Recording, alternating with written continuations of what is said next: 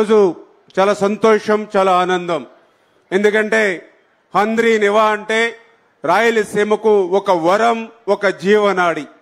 అటువంటి జీవనాడి అయినటువంటి హంద్రీ నివాకు ఆ రోజు అన్న నందమూరి తారక రామారావు గారి దగ్గర నుండి మరి నారా చంద్రబాబు నాయుడు గారు మరి సువర్ణ హస్తాలతో భూమి పూజ దగ్గర నుండి మరి ఈ రోజు 3850 క్యూసిక్ల సామర్థ్యం కలిగినటువంటి పంపుల ద్వారా మరి ఈవేళ హంద్రీ నివాకు నీరు అందించడం అని అంటే ఈవేళ రాయలసీమ మీద చంద్రబాబు నాయుడు గారికి ఉన్నటువంటి చిత్తశుద్ధికి ఇది ఒక నిదర్శనం. ఎందుకు ఈ మాట చెప్తూ ఉన్నానంటే ఆ రోజు 2019 సమయానికి 3850 క్యూసిక్ల సామర్థ్యం కలిగినటువంటి మోటార్లు ఆల్రెడీ బిగించబడి ఉన్నాయి హంద్రీ నివా మీద. ఆ రోజు అధికారంలోకి వచ్చినటువంటి ముఖ్యమంత్రి 2020 కల్లా హంద్రీ నివాను వైండింగ్ చేసి లైనింగ్ చేసి ఆ 3850 క్యూసిక్లు నీరు ఇస్తానని ప్రగల్భాలు పలికాడు.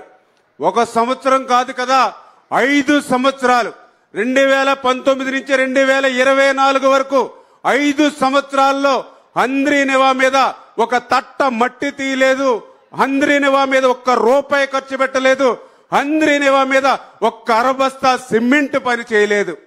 పనులు చేయకపోయాడు. ఇంకా ఎంత అన్యాయం అని అంటే ఆ రోజుల్లో ఏదైతే ఆ యొక్క మోటార్లకు అయినటువంటి కరెంటు బిల్లులు కూడా బకాయి పెట్టినటువంటి వ్యక్తి ఆ రోజు ఉన్నటువంటి ముఖ్యమంత్రి. అంటే నాకు తెలుసుండి నేను పరిశీలించిన దాని మీదట ఈ యొక్క రాయలసీమకు ఏ ముఖ్యమంత్రి చేయనటువంటి ద్రోహం దగ జగన్మోహన్ రెడ్డి చేశాడనే దానికి హంద్రీ నివా యొక్క ఉదాహరణ అని చెప్పి సందర్భంగా తెలియజేసుకుంటూ 5 సంవత్సరాల్లో ఆయన చేయనటువంటి పనిని 5 సంవత్సరాల్లో మరి ఆ 3850 క్యూసిక్లకి సామర్థ్యం అవసరమైనటువంటి వైండింగ్ ఆయన చేయనటువంటి పనిని ఒక్క సంవత్సరంలో చేసి చూపించినటువంటి వ్యక్తి నారా చంద్రబాబు నాయుడు గారు అనేటువంటి విషయం.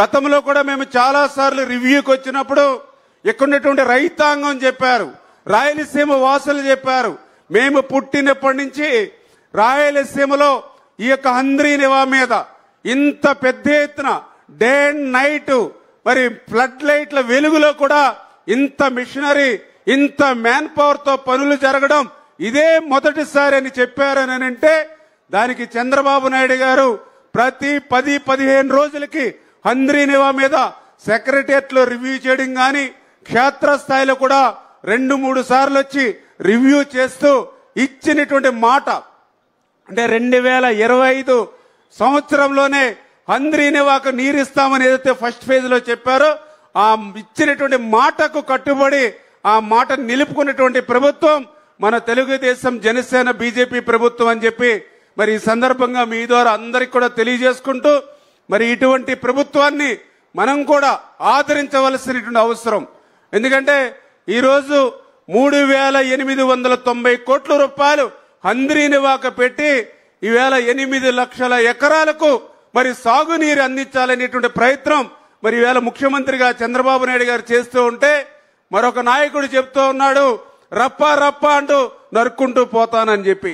మరి ఈవేళ ఏదైతే చంద్రబాబు నాయుడు గారు 3890 కోట్లు పెట్టి 20 లక్షల మంది ప్రజలు ఎవరైతే ఉన్నారో ఈ హంద్రీ నివా ద్వారా మరి వాళ్ళందరి యొక్క దాహార్తిని తీర్చాలని చెప్పి ఈ నాయకుడు ఇక్కడ పనిచేస్తూ ఉంటే మరి ఆ వ్యక్తి చెప్తూ ఉన్నాడు ఏదో గంగమ్మ జాతరలో పొట్టేళ్లు నరికినట్టుగా నరుగుతారని. అంటే ఈవేళ నవ మోసాలు మోసినటువంటి తల్లి ఆ బిడ్డలు లేకుండా చేస్తానని ఆయన చెప్తున్నటువంటి పరిస్థితి. ఎవరైతే పెళ్లిళ్ళయి మరి భర్తతో కాపురం చేయవలసినటువంటి ఆ మహిళలకు మరి రేపు భర్త లేకుండా చేస్తానని అంటే ఈ రకంగా సమాజంలో మానవత్వంతో మరి చంద్రబాబు నాయుడు గారు పనిచేస్తూ ఉంటే రాక్షసత్వంతో మరి ఆ రోజు ఉన్నటువంటి ముఖ్యమంత్రి ఈ రోజు ఉన్నటువంటి మరి ఆ యొక్క ప్రతిపక్ష నాయకుడు మాట్లాడుతూ ఉన్నాడనంటే ప్రజలు బేరీ చేసుకోవాల్సిన అవసరం ఉంది.